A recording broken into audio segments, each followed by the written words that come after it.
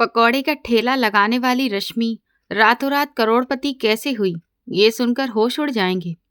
पहले दिन मैं एक छोटी सी मेज पर एक पतीले में वो जरा सा खाना सजाए सारा दिन किसी ग्राहक का इंतजार करती रही। पहला दिन गुजर गया, मगर मेरे पास वो खाना खरीदने के लिए कोई ग्राहक ना आया और मैंने मायूसी से उस खाने के बर्तन को उठाया और वापस आ गई। फिर दूसरे दिन भी ऐसा ही हुआ और फिर एक हफ्ता पूरा इसी तरह से गुजर गया। इस पूरे हफ्ते का खाना या तो मेरे पेट में गया या तो गली के कुछ गरीबों के पास, क्योंकि इस बचे हुए खाने को बर्बाद नहीं कर सकती थी। इसीलिए मेरे पास इसके अलावा कोई और रास्ता ही नहीं था। मगर मेरा इरादा कमज़ोर नहीं पड़ा था। न जाने क्यों दिल में कहीं न कहीं मुझे ये यकीन था कि एक दिन तो मैं कामयाब हो ही जाऊंगी। और फिर ऐसा ही हुआ था। जब अगले ही दिन मेरे सामने एक मजदूर आकर खड़ा हो गया था। वो शायद भूख से मजबूर होकर मेरे पास आया था, क्योंकि उस दिन तपती हुई दोपहर में उस वक्त और कोई भी पास का होटल नहीं खुला हुआ था। जब मैंने उसके सामने खाना रखा तो वो मेरे उस खाने की तारीफें करने लगा। उसके मुंह से अपने लिए तारीफ के कुछ शब्द सुनकर मेरा दिल खुश हो गया। जब उसने 100 रुपए का एक नोट मुझे थमाया तो मैंने उसे ऐसे संभाल लिया जैसे वो मेरे महीने भर की कमाई थी। उस दिन के बाद जैसे मेरी दुनिया ही बदलने लगी और 100 रुपए का नोट मेरे लिए सिर्फ पैसे नहीं थे, बल्कि मेरी मेहनत की पहली पहचान था, मेरा पहला हौसला था। मैंने उस नोट को फौरन खर्च नहीं किया, बल्कि कई दिनों तक उसे अपने पास संभाल कर रखा। जब भी दिल हारने लगता मैं उसे निकाल कर देखती और खुद से कहती कि अगर एक ग्राहक आ सकता है तो दूसरा भी आएगा। 2 दिन के बाद वही मजदूर दोबारा आया, मगर अब की बार उसके साथ एक और मजदूर भी था। ये मेरे कारोबार की असल शुरुआत थी। धीरे धीरे उन मजदूरों की संख्या बढ़ने लगी। कोई अपने साथ दोस्त को ले आता, कोई दूसरे को बता देता। मेरा छोटा सा ठेला अब खाली नहीं रहता था। मैं सुबह सवेरे उठती, सफाई करती, ताज़ा खाना तैयार करती और वक्त पर सब कुछ सजाकर बैठ जाती। मैंने ये भी सीख लिया था कि खाने का स्वाद ही नहीं, सफाई भी उतनी ही जरूरी होती है। चंद ही दिनों में मेरा रोज का खर्च निकलने लगा और फिर थोड़ा थोड़ा करके बचत भी होने लगी। मगर जैसे जैसे मेरा काम बढ़ा वैसे वैसे लोगों की बातें भी बढ़ने लगी, मगर मैंने इन बातों को सुनना छोड़ दिया था। एक दिन एक बूढ़ी औरत मेरे पास आई। उसके कपड़े पुराने थे, चेहरा थका हुआ था। उसने कहा, बेटी, खाना मिल जाएगा, मेरे पास पूरे पैसे नहीं हैं। मैं कुछ देर उसे देखती रही, मगर फिर मैंने उसे प्लेट भरकर खाना दे दिया और कहा, अम्मा, पैसे की चिंता मत करो। उसकी आंखों में आंसू आ गए और मेरा उदास दिल एकदम से खुश हो गया। मैं नहीं जानती थी कि कभी कोई औरत भी मुझे इस काम के लिए सराहेगी। उसने कहा, खूब कामयाब हो बेटी। उस दिन मुझे एहसास हुआ कि मैं सिर्फ अपना पेट नहीं पाल रही थी, बल्कि किसी और की भूख भी मिटा रही थी, और यही एहसास मेरी ताकत बन गया। मगर मैं नहीं जानती थी कि आगे मेरे सामने कौन सा सच आने वाला है। मेरा नाम रश्मि है। मेरा ताल्लुक एक छोटे से शहर से है। मैं अपने माता पिता और बड़े भाई के साथ एक छोटे से सरकारी क्वार्टर में रहती थी, क्योंकि मेरे माता पिता दोनों ही सरकारी नौकरी करते थे और एक ही सरकारी कॉलेज में पढ़ाते थे। इसीलिए हमें रहने के लिए 3 कमरों का एक क्वार्टर मिला हुआ था, जो हमारी छोटी सी फैमिली के लिए काफ़ी था। उनकी तनख्वाह से घर का गुजारा बहुत अच्छे से हो जाता था। मेरा भाई मुझसे 2 साल बड़ा था और हम दोनों में बहुत प्यार था। हमारी जिंदगी बहुत सुकून से गुजर रही थी कि एक दिन अचानक पिताजी बीमार पड़ गए। पहले तो हमें लगा कि उन्हें सामान्य बुखार ही होगा, मगर जब कई दिन गुजर गए और वो कमज़ोर होने लगे तो मेरा भाई अजीत उन्हें डॉक्टर के पास ले गया। जांच कराने के बाद पता चला कि पिताजी को दिल की बीमारी हो गई थी और उनकी शुगर ज़्यादा रहने की वजह से उनकी तबीयत इस कदर ख़राब हो गई थी। उस दिन के बाद हमारी ज़िंदगी पूरी तरह बदल गई। घर की जिम्मेदारियां बढ़ गईं, खर्च बढ़ गया और उसी समय मैंने ठान लिया कि मुझे कुछ करना होगा। तभी मैंने अपनी सहेली श्रेया से बात की और उसने मुझे हिम्मत दी कि मैं अपने हाथ का बना खाना लोगों तक पहुंचाऊं। वहीं से मेरे इस सफ़र की शुरुआत हुई और धीरे धीरे मेहनत और भरोसे ने मुझे उस मुकाम तक पहुंचा दिया जहां लोग कहते हैं कि मैं रातों रात अमीर हो गई। लेकिन सच ये है कि उस एक एक दिन की मेहनत, भूख, आंसू और हिम्मत ने मिलकर मेरी किस्मत बदली थी। और आज भी मैं उस पहले 100 रुपए के नोट को संभाल कर रखती हूँ, क्योंकि वही मेरी असली दौलत है। डॉक्टर ने पिताजी को आराम करने के साथ साथ काम करने से भी मना कर दिया, ताकि वो हर तरह की चिंता से दूर रहकर सिर्फ अपनी सेहत का ध्यान रख सकें। लेकिन पिताजी ने सोचा कि अगर वो घर पर बैठे रहेंगे तो और ज़्यादा कमज़ोर हो जाएंगे। इसीलिए उन्होंने आराम करने की बजाय काम पर जाना जारी रखा। मेरा भाई अजीत उस समय मैट्रिक में था और पिताजी की बिगड़ती तबीयत देखकर बहुत परेशान रहने लगा। वैसे तो हम सब ही परेशान थे, लेकिन बड़ा होने की वजह से वो हमसे ज़्यादा जिम्मेदारी महसूस करता था। वो अपनी पढ़ाई के साथ साथ पिताजी का और पूरे घर का ध्यान रखने लगा और घर के कामों में माँ की मदद भी करने लगा। मैं उस समय छोटी थी, लेकिन इतना जरूर समझती थी कि हमारा परिवार एक मुश्किल दौर से गुजर रहा है और पिताजी की बीमारी के बाद माँ पर जिम्मेदारियां और भी बढ़ गई हैं। फिर भी माँ ने कभी हमें यह महसूस नहीं होने दिया कि घर में कोई परेशानी है। वो नौकरी भी करती थी और घर के सारे काम भी अकेले संभालती थी और हमारे सामने हमेशा यही जताती थी कि पिताजी बिल्कुल ठीक हैं और सब कुछ सामान्य है। मैं छोटी जरूर थी, लेकिन अपनी तरफ से माँ की मदद करने की कोशिश करती रहती थी। अजीत ने बहुत मेहनत से अपनी पढ़ाई पूरी की और फिर यूनिवर्सिटी में दाखिला ले लिया, क्योंकि पिताजी नहीं चाहते थे कि हम दोनों भाई बहन अपनी पढ़ाई बीच में छोड़ दें। उसी दौरान अजीत ने पढ़ाई के साथ साथ एक पार्ट टाइम जॉब भी शुरू कर दी, ताकि घर के खर्चों में माँ का हाथ बटा सके। मैं भी स्कूल से आने के बाद घर के कामों में माँ की मदद करने लगी। हमारे हालात पहले जैसे नहीं रहे थे, लेकिन पिताजी ने फिर भी हिम्मत नहीं हारी और हमेशा मुस्कुराते रहते थे। जब अजीत की यूनिवर्सिटी पूरी हो गई तो उसने फुल टाइम नौकरी के लिए कई जगह आवेदन किया, लेकिन महंगाई और प्रतिस्पर्धा के इस समय में उसे अच्छी नौकरी मिलना आसान नहीं था। उस समय मैं भी यूनिवर्सिटी में पढ़ रही थी, इसीलिए मेरी पढ़ाई का खर्च भी अजीत ही उठाने लगा, क्योंकि वो जानता था कि पिताजी की पेंशन और माँ की तनख्वाह से घर का खर्च ही मुश्किल से चल पाता है। कई महीनों तक कोशिश करने के बाद भी उसे मनचाही नौकरी नहीं मिली और आखिरकार उसने एक छोटी सी कंपनी में काम शुरू कर दिया, जहाँ तनख्वाह कम थी लेकिन घर चलाने के लिए काफ़ी थी। मुझे आज भी याद है कि अजीत ने हमेशा अपनी इच्छाओं को पीछे रखकर मेरी ज़रूरतों को पूरा किया। वो कभी नहीं चाहता था कि मैं अपनी छोटी छोटी ज़रूरतों के लिए माँ या पिताजी को परेशान करूं। वो मुझसे बहुत प्यार करता था और मुझे हमेशा लगता था कि मैं बहुत खुशकिस्मत हूँ कि मुझे ऐसा भाई मिला। लेकिन उस समय मुझे ये नहीं पता था कि मेरी ज़िंदगी में आगे कितना बड़ा तूफान आने वाला है। जब पिताजी की तबीयत और ज़्यादा खराब रहने लगी तो एक दिन उन्होंने अजीत को अपने पास बुलाया और समझाने लगे कि अब वो अपने पैरों पर खड़ा हो चुका है तो उसे अपनी शादी के बारे में भी सोचना चाहिए, क्योंकि माँ बाप अपने बेटे का बसा हुआ घर देखना चाहते हैं। अजीत ने उस समय अपनी किसी भी इच्छा का जिक्र नहीं किया और बस यही कहता रहा कि उसने अभी इस बारे में कुछ सोचा नहीं है। मगर फिर जब पिताजी की तबीयत और ज़्यादा खराब हो गई तो मजबूरी में उन्होंने माँ से अजीत के लिए रिश्ता ढूंढने को कह दिया। वो उस समय 24 साल का था, लेकिन पिताजी चाहते थे कि अपने जीते जी उसका घर बसता हुआ देख ले। जब अजीत को पता चला कि पिताजी अब देर नहीं करना चाहते और जल्दी उसकी शादी करना चाहते हैं, तो उसने माँ को साफ मना कर दिया कि वो उसके लिए कोई रिश्ता ना ढूंढे। माँ उसकी बात सुनकर हैरान रह गई और उन्हें लगा कि शायद वो शादी ही नहीं करना चाहता।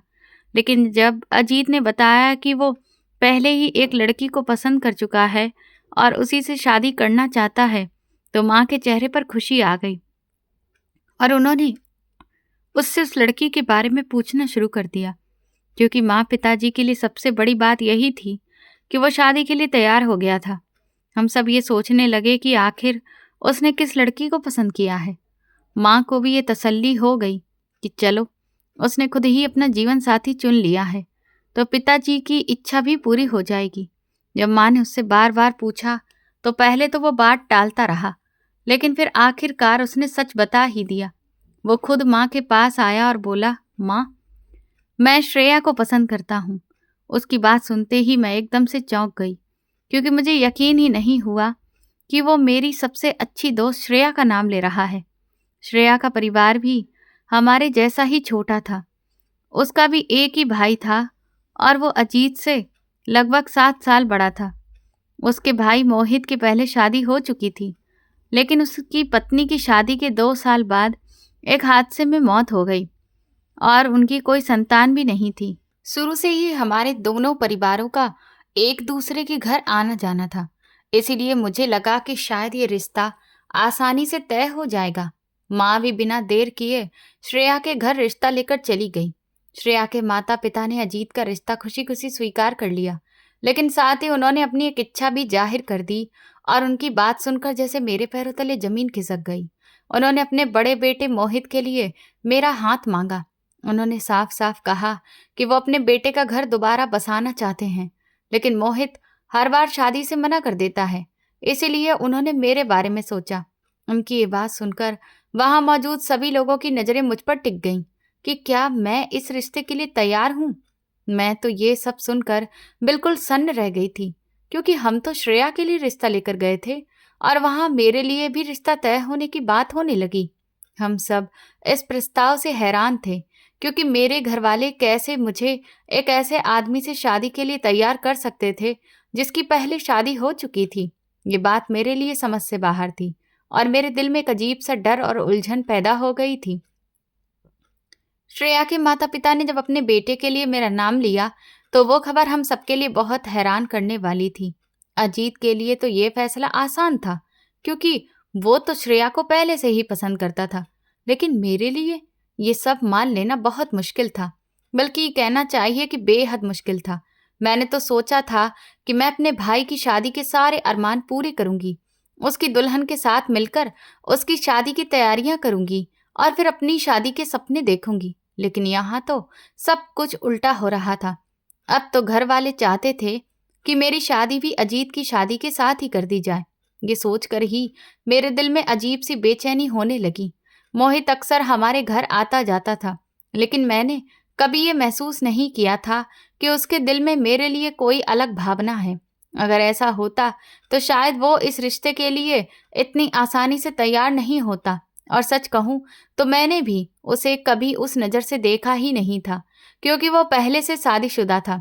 भले ही उसकी पत्नी अब इस दुनिया में नहीं थी, लेकिन फिर भी मेरे लिए ये सब बहुत अचानक और भारी था।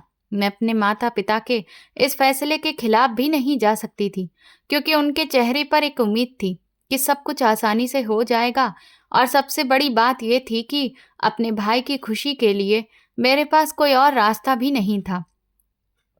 मैं जानती थी कि अगर मैंने मना कर दिया तो शायद अजीत की खुशी पर असर पड़ेगा, इसलिए मेरी खामोशी देखकर माँ पिताजी मुझे समझाने लगे कि मोहित बहुत अच्छा लड़का है, वो जिम्मेदार है, उसकी पत्नी का साथ शायद किस्मत में इतना ही था, इसलिए मुझे इस रिश्ते के लिए हाँ कर देनी चाहिए। उन्होंने ये भी कहा कि वो हमारा जाना पहचाना परिवार है और अगर ये रिश्ता हो जाता है तो दोनों परिवार हमेशा के लिए एक हो जाएंगे। जब मैंने इस बारे में श्रेया से बात की तो उसने भी नजरें झुका ली और कुछ नहीं कहा। उस समय मुझे यह एहसास हो गया कि शायद उसे पहले से ही अंदाजा था कि अगर उसका रिश्ता मेरे भाई से तय होगा तो मेरा रिश्ता उसके भाई मोहित के साथ जोड़ा जाएगा, और शायद इसी वजह से वो मुझसे खुलकर बात नहीं कर पा रही थी। ये फैसला सिर्फ मेरी जिंदगी ही नहीं बल्कि मोहित की जिंदगी का भी बहुत बड़ा फैसला था, और शायद उसके लिए भी ये आसान नहीं था, क्योंकि हमारी उम्र में लगभग 8 साल का अंतर था और वो पहले से शादीशुदा भी रह चुका था। इन सब बातों के बावजूद जब माँ पिताजी को इस रिश्ते से कोई परेशानी नहीं थी तो मैं उनके सामने आखिर क्या कहती। अगर मैं हाँ कह देती तो श्रेया हमारे घर की बहू बन जाती, और अगर मैं मना करती तो शायद मेरा अपना भाई ही मुझसे नाराज हो जाता। आखिरकार मैंने ये सोचकर हाँ कर दी कि एक दिन तो मुझे इस घर से विदा होना ही था, तो इससे क्या ही फर्क पड़ता है कि मैं किसके साथ जा रही हूँ। जो फैसला मुझे बाद में करना था वो मुझे उसी समय करना पड़ा जब मैं इसके लिए बिल्कुल तैयार नहीं थी। उस वक्त मुझे ये भी साफ समझ आ गया कि माँ पिताजी के लिए मेरी खुशी से ज़्यादा मेरे भाई की खुशी मायने रखती है, क्योंकि वो उनका इकलौता बेटा था और उनकी सारी उम्मीदें उसी से जुड़ी थीं। मेरी इच्छाएं, मेरे सपने, मेरी खुशियां जैसे कहीं पीछे छूट गई थीं। वो सब मेरे दिल के किसी कोने में दब कर रह गई थी। मेरे एक हाँ कहने का इंतजार सबको था और जैसे ही मैंने हाँ कहा, दोनों परिवारों में खुशी की लहर दौड़ गई और शादी की तैयारियां जोर शोर से शुरू हो गईं। मोहित भी मेरा हाँ सुनकर हैरान रह गया था। मेरे लिए सब कुछ बहुत अचानक हुआ था, लेकिन फिर भी मैं खुश थी क्योंकि मेरा भाई खुश था, मेरे माता पिता खुश थे और मेरी सबसे अच्छी दोस्त श्रेया को भी उसका प्यार मिल गया था। मेरे लिए इससे बड़ी खुशी और क्या हो सकती थी। वैसे भी मैंने पहले कभी किसी को पसंद नहीं किया था, इसलिए मोहित से शादी करने का मुझे कोई अफसोस नहीं था। मैंने उसे दिल से अपनाने की कोशिश की और उसके घर में अपना मन लगाने लगी। वो मेरा ख्याल रखता था, मेरी छोटी छोटी इच्छाएं पूरी करता था, लेकिन उसके साथ रहते हुए मुझे ये एहसास हुआ कि वो बहुत शांत स्वभाव का इंसान है, कम बोलता है और अपने काम से काम रखता है। श्रेया भी बहुत खुश थी क्योंकि उसे उसका प्यार मिल गया था और साथ ही उसके भाई मोहित का घर भी दोबारा से बस गया था। उसने बहुत जल्दी मेरे माता पिता के साथ भी अपना रिश्ता मजबूत बना लिया। वो उनका बहुत सम्मान करती और उनका ख्याल रखती थी।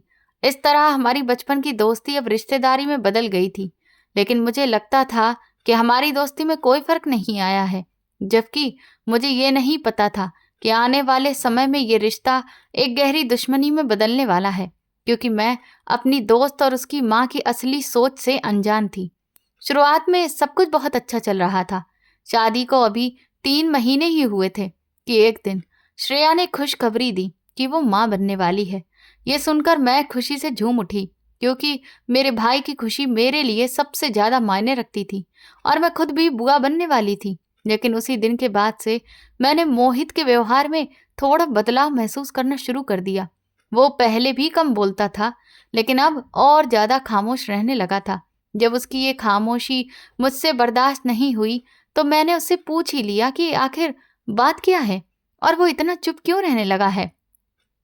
तब उसने अपनी एक इच्छा मेरे सामने रखी कि जब हमारी और उसकी बहन की शादी एक साथ हुई थी तो अब तक मैंने ऐसी कोई खुशखबरी क्यों नहीं दी। उसकी ये बात सुनकर मैं चुप रह गई, क्योंकि मेरे पास इसका कोई जवाब नहीं था। मैं समझ गई थी कि ये बात उसके मन में खुद से नहीं आई, बल्कि उसकी माँ ने उसके दिमाग में डाली है, क्योंकि मोहित ऐसा इंसान नहीं था जो मुझसे इस तरह का सवाल करता। उसकी माँ के स्वभाव के बारे में भी मुझे अब धीरे धीरे समझ आने लगा था कि वो बहुत ही अधीर और जल्दी परिणाम चाहने वाली महिला है। मैं उसे क्या जवाब देती, क्योंकि ये सब तो अपने हाथ में नहीं है। जब किस्मत में होगा तभी किसी को ये सुख मिलेगा।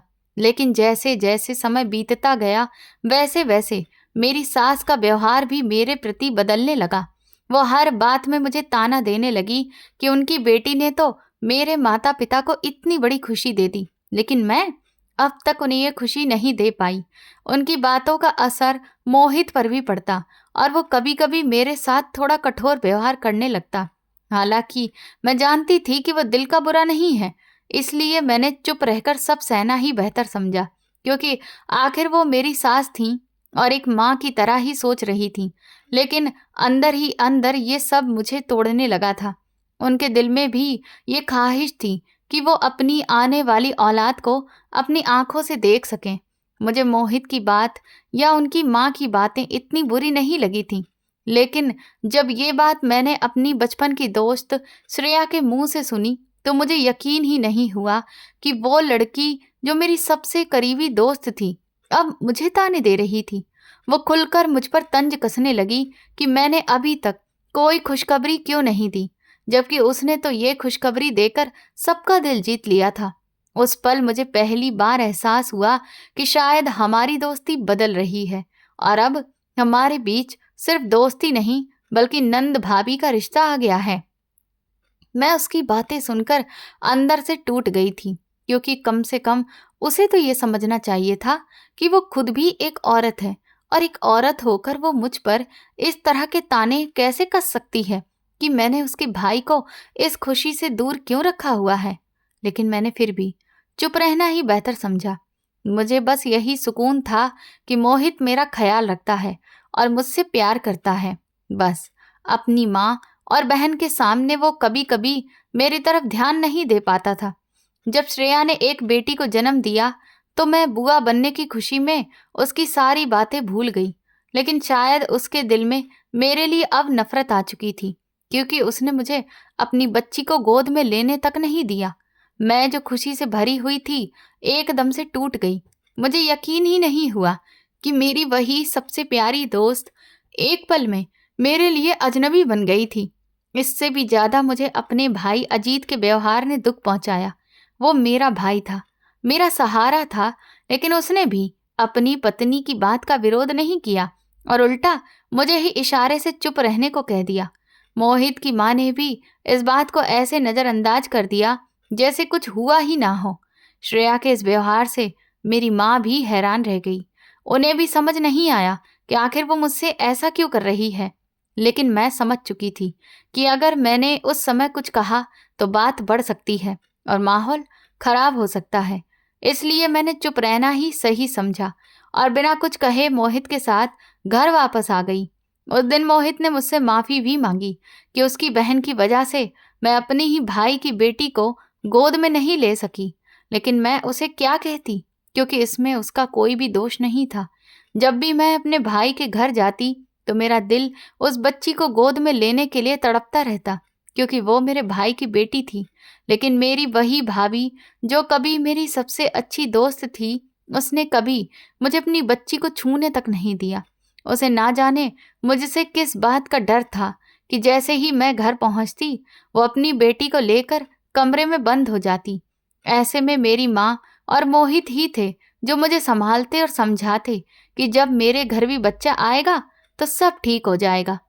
जब भी हम एक डॉक्टर के पास जाते तो वो यही कहते कि सब कुछ तो सामान्य है और हमें बस थोड़ा इंतजार करना चाहिए। लेकिन मोहित की माँ और उसकी बहन को शायद इंतजार करना मंजूर नहीं था।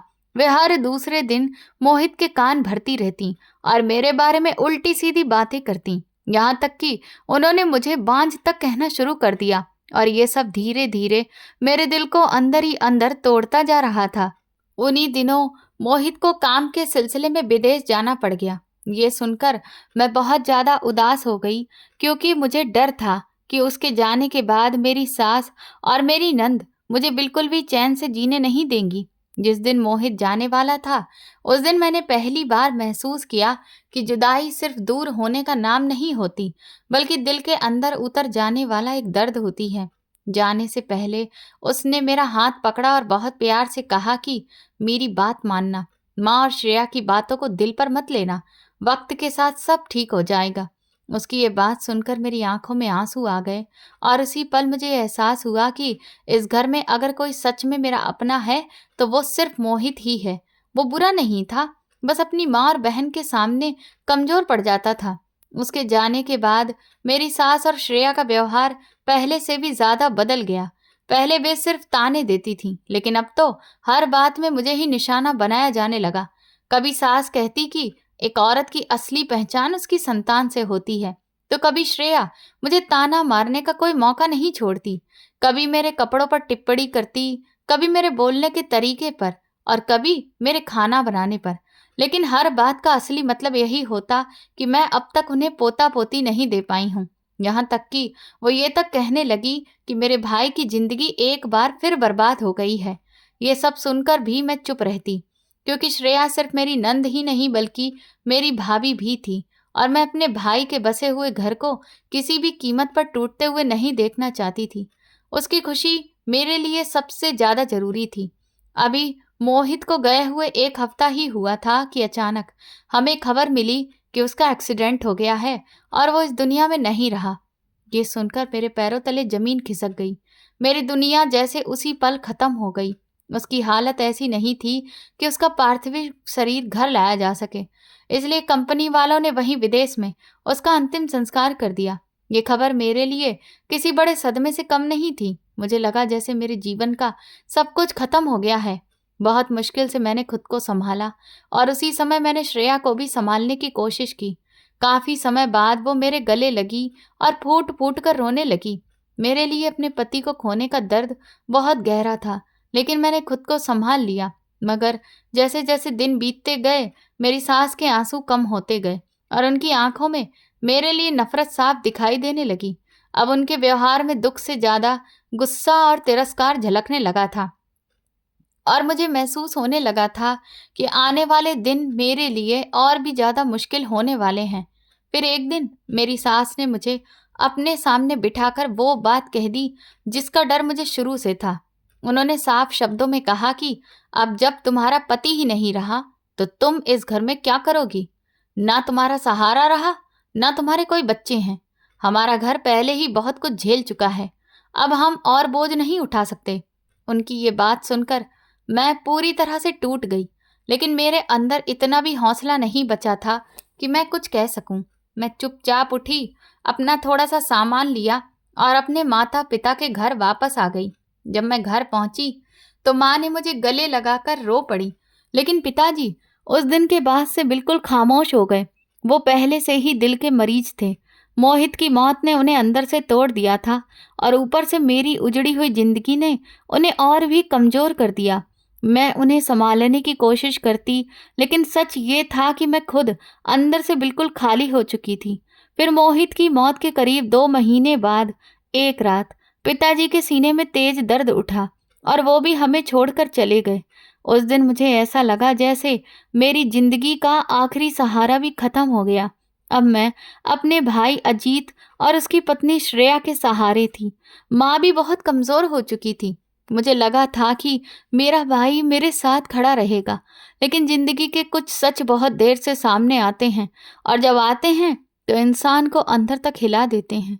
कुछ ही दिनों के बाद श्रेया ने मुझे ताने देना शुरू कर दिया कि आखिर मैं कब तक इस तरह उनके घर में रहूंगी। पहले तो मुझे लगा कि शायद वो मेरी हालत समझ रही है, लेकिन जल्दी ही मुझे एहसास हो गया कि वो मुझे ये जताना चाहती है कि जिस घर में मैं रह रही हूँ वो मेरा नहीं बल्कि उसका है।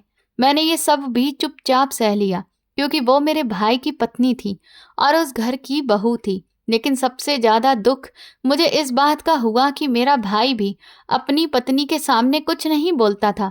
मुझे यकीन नहीं होता था कि ये वही भाई है जिसके लिए मैंने अपनी खुशियों को गवा दिया था, जिसकी खुशी के लिए मैंने अपनी जिंदगी का इतना बड़ा फैसला लिया था।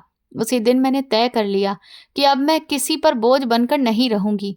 मेरी पढ़ाई भी पूरी नहीं हो पाई थी क्योंकि मेरी शादी जल्दी हो गई थी और मैं कॉलेज छोड़ने पर मजबूर हो गई थी। लेकिन उस दिन मेरे अंदर एक नया हौसला जाग गया। एक दर्द भी था और एक जिद भी कि अब जो कुछ होगा मैं खुद अपने दम पर करूंगी। मेरे पास माँ के दिए हुए सोने के 2 कंगन थे, वही कंगन जो उन्होंने बड़े प्यार से मेरी शादी के समय मुझे दिए थे। अब वही मेरे लिए मेरी नई शुरुआत का सहारा बनने वाले थे। उन्हें हाथ में पकड़ते हुए मेरी आंखें नम हो गईं, लेकिन अगले ही पल मैंने खुद को समझाया कि इन गहनों को पहनकर जीना जरूरी नहीं है, अपने दम पर और सम्मान के साथ जीना जरूरी है। और यही सोचकर मैंने वे कंगन बेच दिए। उन पैसों से मैंने मोहल्ले में एक छोटा सा कमरा किराए पर ले लिया, वहीं एक छोटा सा किचन बनाया और थोड़ा बहुत जरूरी सामान रख लिया, और उसी के साथ मेरी नई जिंदगी की शुरुआत हो गई। शुरुआती दिन बहुत मुश्किल थे। मैं सुबह जल्दी उठती, माँ के लिए खाना बनाती और फिर अपने किराए के कमरे में जाकर आटा गूंथती, सब्जी बनाती और दरवाजे के बाहर एक छोटी सी मेज लगाकर खाना बेचने बैठ जाती। पहले दिन कोई ग्राहक नहीं आया। मैं घंटों बैठी सड़क की तरफ देखती रही, लेकिन कोई नहीं आया।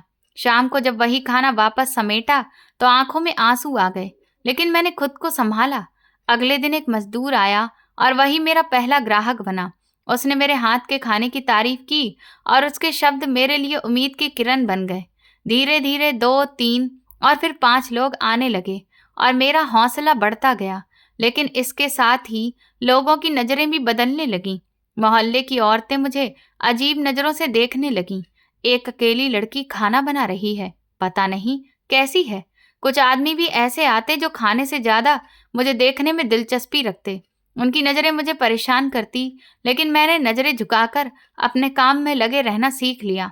समय के साथ मैंने अपने खाने में बदलाव करना शुरू किया। सिर्फ सब्जी रोटी की बजाय चावल, दाल और दूसरी चीजें भी जोड़ दी। और फिर नए साल का समय आया तो मैंने पकौड़े, समोसे और फ्रूट चाट भी बनाना शुरू कर दिया। वो हफ्ता मेरे लिए एक बड़ी परीक्षा भी था और एक मौका भी। पहले दिन मैं बहुत घबराई हुई थी। पूरे दिन मेहनत करके मैंने पकौड़े और समोसे बनाए थे और डर था कि कहीं सब बेकार ना चला जाए। लेकिन शाम होते होते मेरे कमरे के बाहर इतनी भीड़ लग गई कि मेरी सारी चिंता खत्म हो गई। मैं हैरान भी थी और बहुत खुश भी। उस दिन मेरा सारा सामान बिक गया। रात को जब मैंने पैसे गिने तो मेरे हाथ कांप रहे थे। ये मेरी जिंदगी की पहली बड़ी कमाई थी, मेरी अपनी मेहनत की कमाई। लेकिन जैसे जैसे मेरा काम बढ़ता गया वैसे वैसे लोगों की बातें भी बढ़ती गईं। लेकिन जब मेरे अपने भाई को ही मेरी परवाह नहीं थी तो मैं दूसरों की बातों की परवाह क्यों करती। मैंने सबकी बातें अनसुनी करनी शुरू कर दी। कभी कभी रात को इतनी थकान होती कि शरीर टूट जाता, लेकिन दिल को सुकून मिलता। मैं रात को माँ के पास बैठकर सोचती कि आज मैंने किसी से कुछ मांगा नहीं, बल्कि खुद कमाया है। लेकिन जिंदगी ने मुझे यहाँ भी अकेला नहीं छोड़ा। एक दिन माँ भी मुझे इस दुनिया में अकेला छोड़कर चली गई। शायद वो मेरा दुख और नहीं देख पा रही थी। उनके जाने के बाद तो जैसे मेरा इस दुनिया में होना या ना होना एक जैसा ही हो गया। अब मैं पूरी तरह से अकेली रह गई थी, लेकिन अंदर कहीं एक हिम्मत अभी भी जिंदा थी जो मुझे आगे बढ़ने के लिए मजबूर कर रही थी। मगर मुझे इस बात की थोड़ी तसल्ली थी कि श्रेया ने मुझे घर से निकाला नहीं था। कम से कम मेरे पास एक सुरक्षित छत तो थी जहां दिन भर की मेहनत के बाद मैं लौट सकती थी। लेकिन एक दिन अचानक अजीत को पता चल गया कि मैं क्या काम कर रही हूँ। मुझे लगा कि शायद वो मुझे रोकेगा, मुझसे माफी मांगेगा कि उसने मेरे साथ गलत किया। लेकिन उसके मुंह से जो निकला उसने मुझे अंदर तक तोड़ दिया। वो खुश होकर कहने लगा कि अच्छा है, तुम्हें अपनी जिम्मेदारी का एहसास हो गया। आखिर मैं कब तक तुम्हारा बोझ उठाता। अब मेरी अपनी फैमिली भी बढ़ रही है। उसी दिन मुझे पता चला कि उसके घर में एक और बच्चे के आने की खुशखबरी है। मैं अपने भाई के लिए खुश थी, लेकिन उस दिन मुझे यह भी महसूस हुआ कि मैं सच में बदल चुकी हूँ। अब मुझे किसी से कोई उम्मीद नहीं रही थी। वक्त धीरे धीरे गुजरता गया और मेरा छोटा सा किचन अब लोगों के बीच पहचान बनाने लगा। जो लोग पहले मुझे अजीब नजरों से देखते थे, वही अब मुझे इज्जत देने लगे थे। मेरा काम बढ़ रहा था, लेकिन मेहनत भी उतनी ही बढ़ गई थी। कई बार इतनी थकान होती कि दिल करता सब कुछ छोड़ दूं। कभी कभी तो ऐसा भी ख्याल आता कि इस जिंदगी से ही छुटकारा पा लूं। लेकिन मैंने खुद को कमजोर नहीं पड़ने दिया। मैं जानती थी कि अगर मैं हार गई तो सब खत्म हो जाएगा। अक्सर मुझे मोहित की याद आती और आंखें भर आती। वो जैसा भी था, लेकिन उसके रहते मुझे दुनिया की इतनी बातें नहीं सुननी पड़ी थी। मुझे कभी दर दर की ठोकरें नहीं खानी पड़ी थी। मेरी एक पहचान थी, लेकिन अब उसे याद करने के अलावा मेरे पास कोई और सहारा नहीं था। एक दिन मैं बहुत ज्यादा थक गई थी। पूरे दिन काम करने के बाद जब मैं सामान समेट रही थी, तभी पीछे से किसी की आवाज आई कि क्या आपको मदद की जरूरत है। मैंने मुड़कर देखा तो एक नौजवान लड़का खड़ा था, उम्र में मुझसे थोड़ा ही छोटा, साफ सुथरे कपड़े पहने हुए और चेहरे पर एक गंभीरता लिए। मैंने तुरंत मना कर दिया कि नहीं, मैं खुद कर लूंगी। लेकिन वो बोला कि मैं सिर्फ बर्तन उठाने में मदद कर देता हूँ, बाकी आप खुद कर लेना। पता नहीं क्यों उस दिन मैंने उसे मना नहीं किया। शायद अंदर ही अंदर मैं भी जानती थी कि मुझे किसी सहारे की जरूरत है। उसका नाम रोहित था। वो पहले भी कभी कभी मेरे यहाँ से खाना ले जाता था, लेकिन मैंने उस पर ज्यादा ध्यान नहीं दिया था। उस दिन के बाद वो कभी कभी मेरी मदद करने लगा।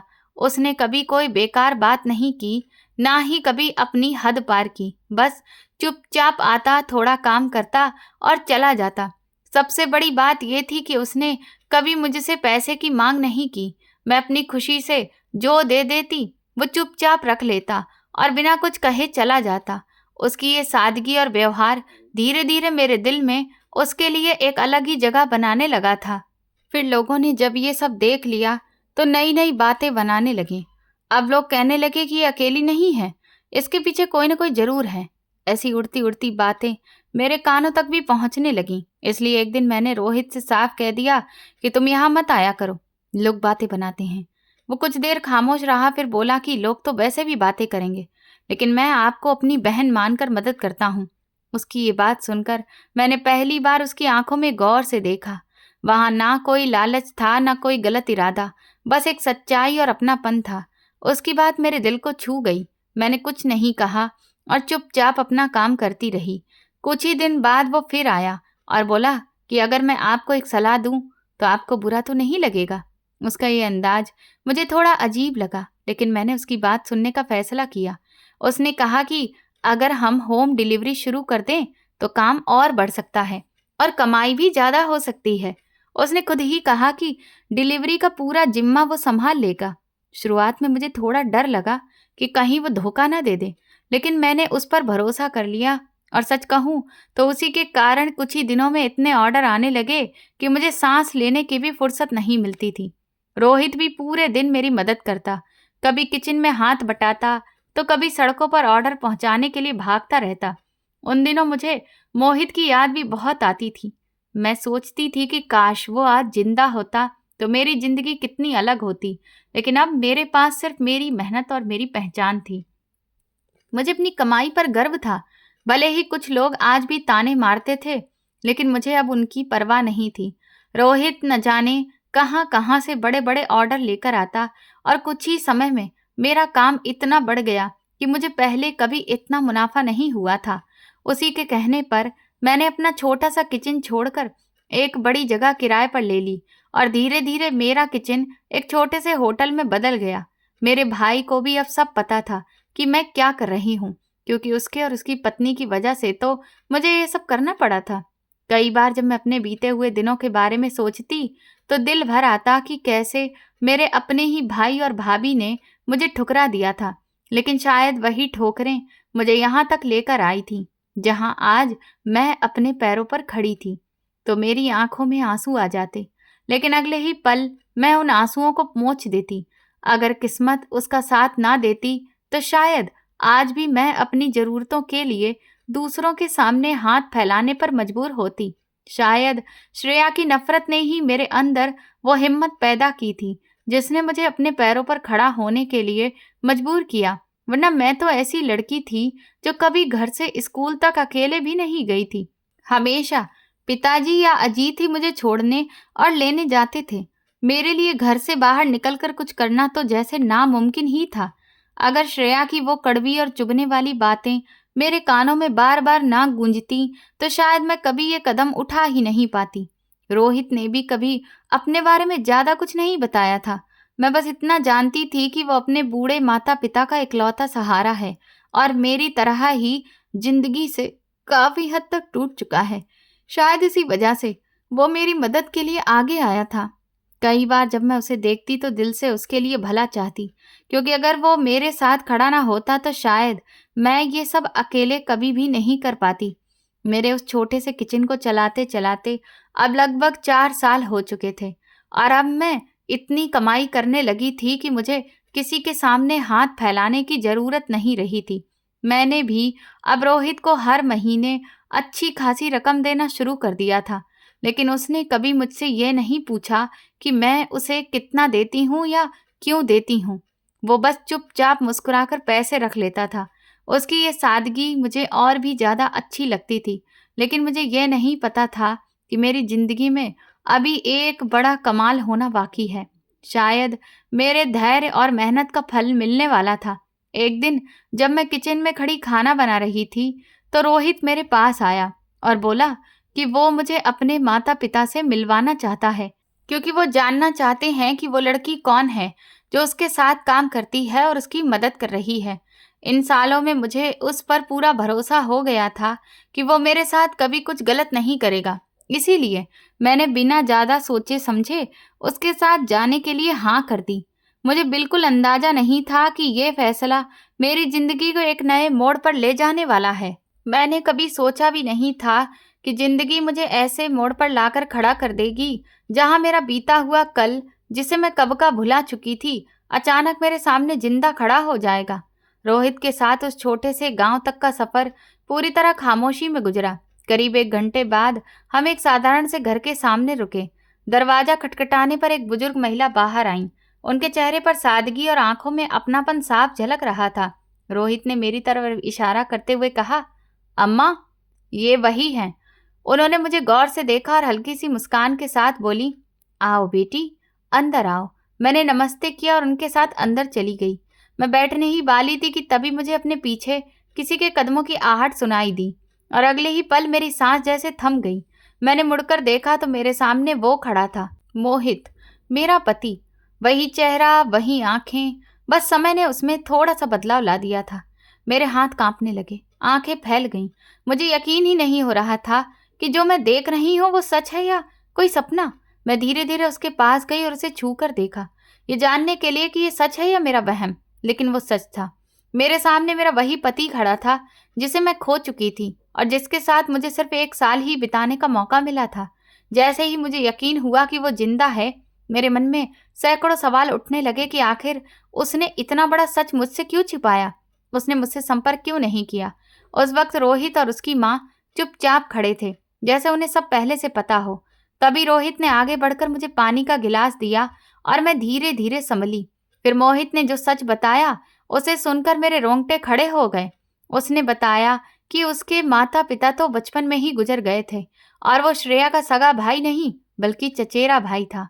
श्रेया के माता पिता उसके चाचा चाची थे, जिन्होंने उसे अपने पास तो रख लिया, लेकिन उसे कभी वो प्यार नहीं दिया जिसका वो हकदार था।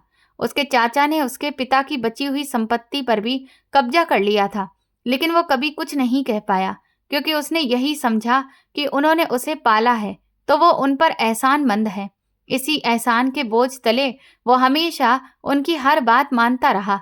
लेकिन बात तब हद से ज्यादा गुजर गई जब उसकी पहली पत्नी पर उसकी चाची ने झूठे आरोप लगाने शुरू कर दिए और वो बेचारी इतनी टूट गई कि उसने खुद अपनी जान ले ली। लेकिन सबको ये बताया गया कि उसकी मौत एक हादसा थी।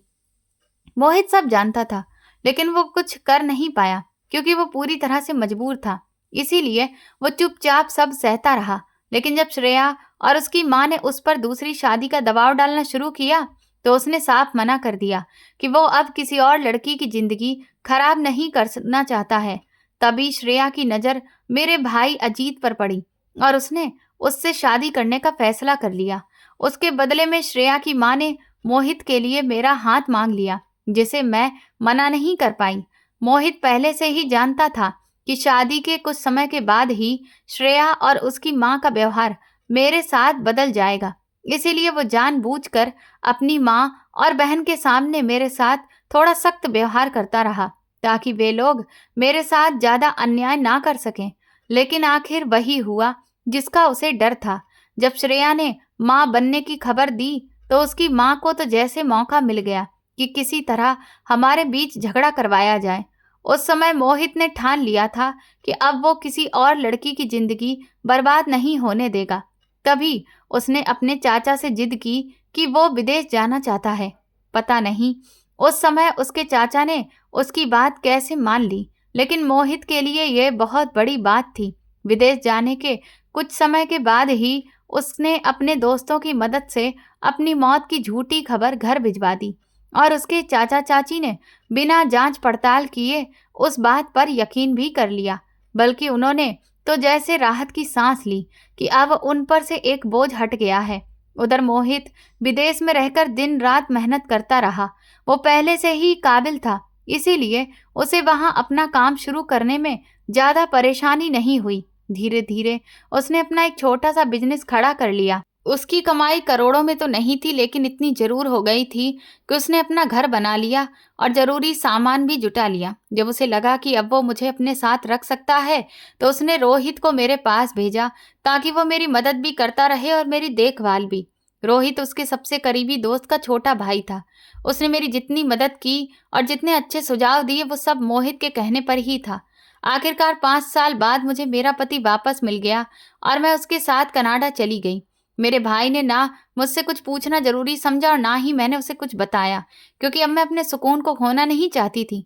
आज मुझे मोहित के साथ कनाडा में रहते हुए 2 साल हो चुके हैं और यहाँ भी मैं एक छोटे से रेस्टोरेंट में पकौड़े बनाने का काम करती हूँ, जिसमें रोहित मेरी मदद करता है। शायद उन गरीबों के साथ की अच्छाई भी उसे लगी है, जिन्हें मैंने कभी मजबूरी में खाना खिलाया था। मेरा भाई अपनी जिंदगी में खुश है और मैं अपनी जिंदगी में। अब मुझे किसी से कोई शिकायत नहीं है। तो दोस्तों, अगर आपको ये कहानी पसंद आई है और आप किस शहर से ये कहानी सुन रहे हैं, कमेंट करके जरूर बताएं। वीडियो को लाइक करें, हाइप दें और ज़्यादा से ज़्यादा शेयर करें। चैनल पर नए हैं तो सब्सक्राइब करें और नोटिफिकेशन बेल दबाएं ताकि अगली अपडेट सबसे पहले आपको मिले। इस कहानी के सभी पात्र, घटनाएं और स्थान पूरी तरह से काल्पनिक हैं। इसका किसी भी व्यक्ति, स्थान या घटना से कोई संबंध नहीं है। इस कहानी का उद्देश्य केवल मनोरंजन और समाज को एक सकारात्मक संदेश देना है। अगर किसी की भावनाओं को ठेस पहुंचे तो ये केवल एक संयोग मात्र ही होगा। धन्यवाद।